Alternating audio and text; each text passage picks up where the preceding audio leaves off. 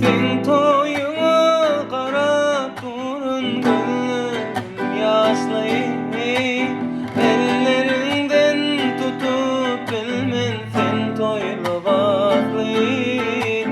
Söyüştüğe gürleştüğe yarım havaslı.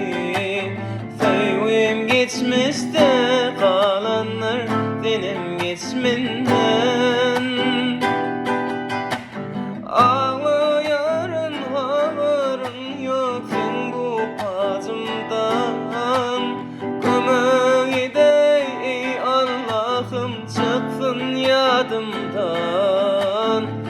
Yine de duşaysa pırten çıksın önümden.